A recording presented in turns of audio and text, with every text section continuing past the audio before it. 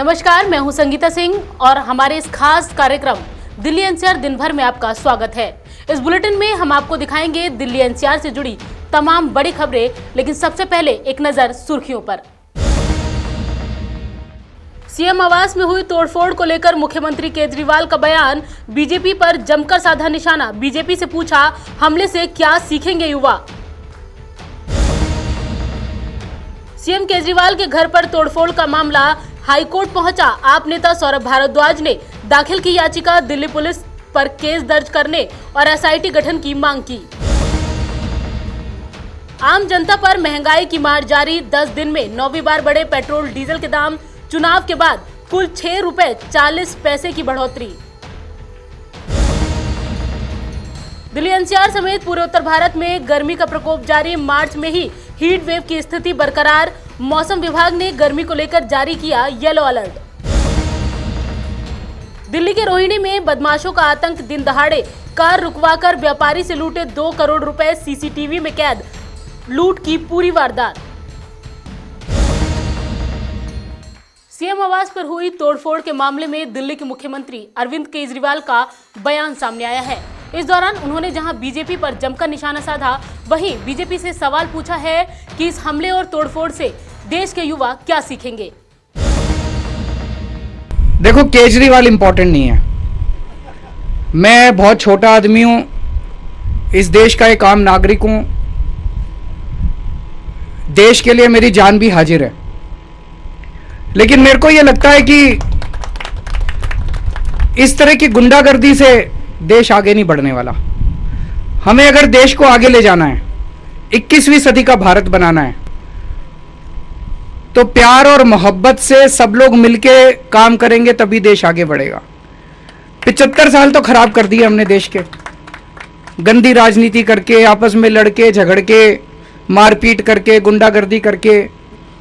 अब अगर दुनिया की सबसे बड़ी पार्टी और देश की सत्ताधारी पार्टी ऐसे राजधानी के अंदर इस किस्म की गुंडागर्दी करेगी, तो युवाओं के अंदर क्या मैसेज जाता है?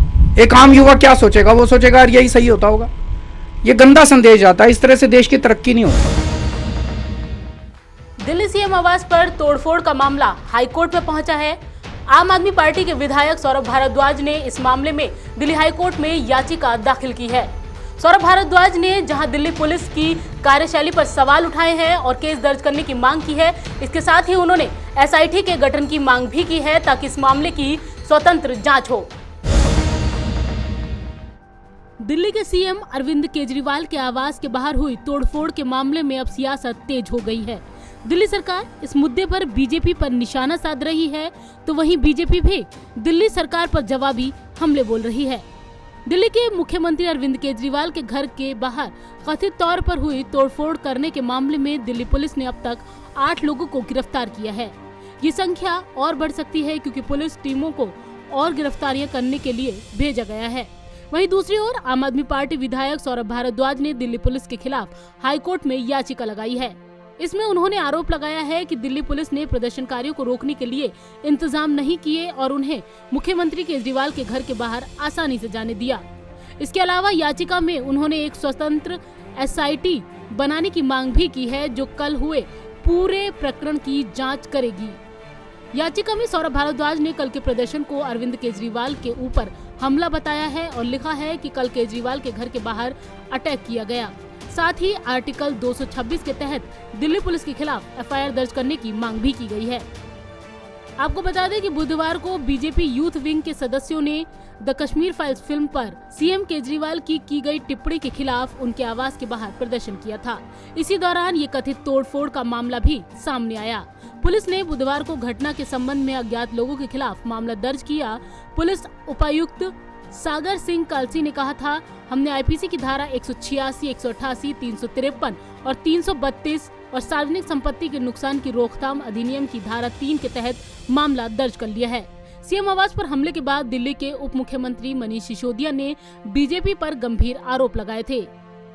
वहीं बीजेपी सांसद और भारतीय जनता युवा मोर्चा के राष्ट्रीय अध्यक्ष तेजस्वी सूर्या ने भी इन आरोपों पर पलटवार करते हुए आपके आरोपों को झूठा करार दिया है। साथ ही फिल्म द कश्मीर फाइल्स और कश्मीरी पंडितों पर दिए गए बयानों का विरोध करते हुए दिल्ली सरकार को जमकर घेरा। नवोदय टाइम्स के लिए संगीता सिंह की रिपोर्ट, दिल्ली।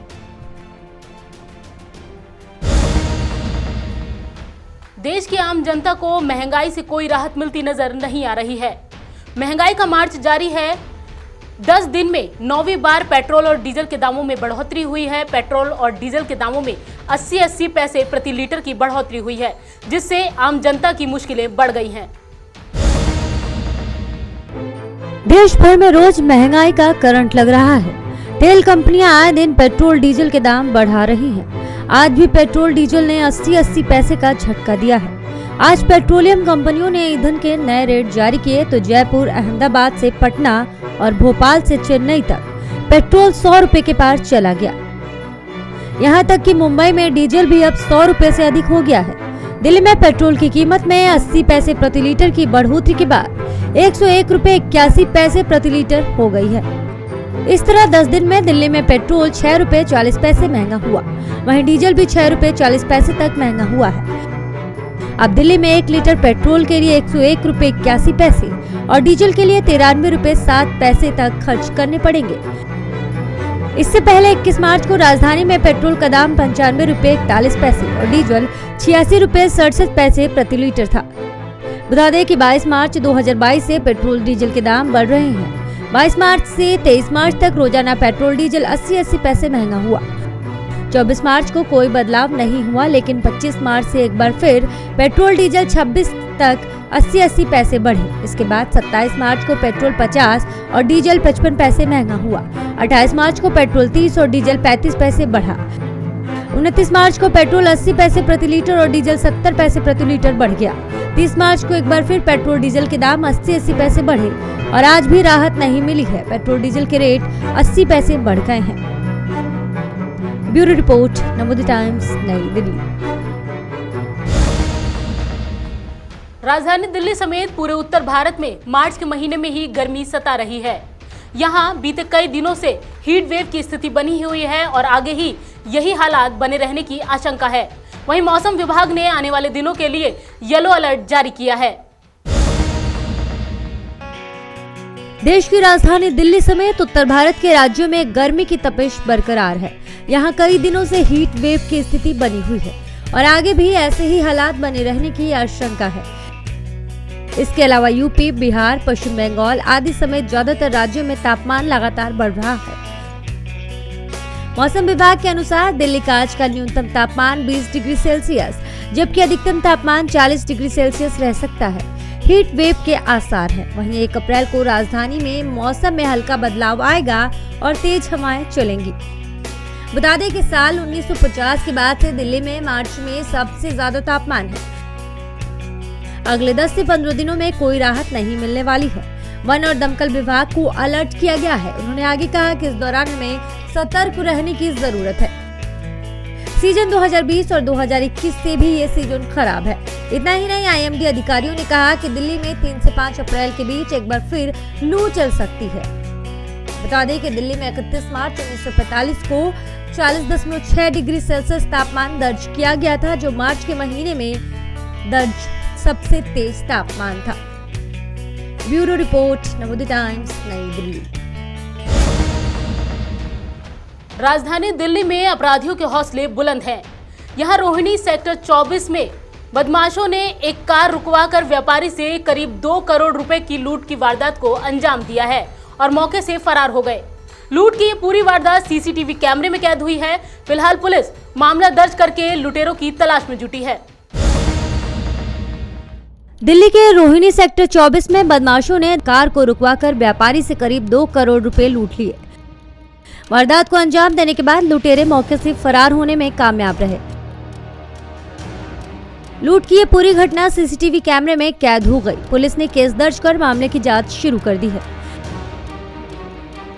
दरअसल नरेंद्र कुमार अग्रवाल कार में सवार होकर सेक्टर 24 में रहने वाले अपने भतीजे करण के घर जा रहे थे। ड्राइवर धर्मेंद्र उनकी कार चला रहा था। सीसीटीवी फुटेज में साफ दिखाई दे रहा है कि सेक्टर 24 पहुंचने पर एक स्कूटी पर सवार लड़के ने उनकी कार को रुकवाया और फिर ड्राइवर साइड की खिड़की का कांच तोड़ दिया। फिलहाल पुलिस ने सीसीटीवी फुटेज को कब्जे में लेकर पूरे मामले की तफ्तीश शुरू कर दी है। लेकिन इस तरीके की वारदात को देखने के बाद ये साफ होता है कि बदमाशों के मन में पुलिस का थोड़ा भी डर नहीं रह गया है। दिल्ली से नवोदय टाइम्स के लिए अनिल कुमार की रिपोर्ट। हमारे इस खास बुलेटिन में फिलहाल इतना ही। बाकी खबरों के लिए जुड़े रहें हमारे साथ और देखते रहें नवोदय टाइम्स टीवी।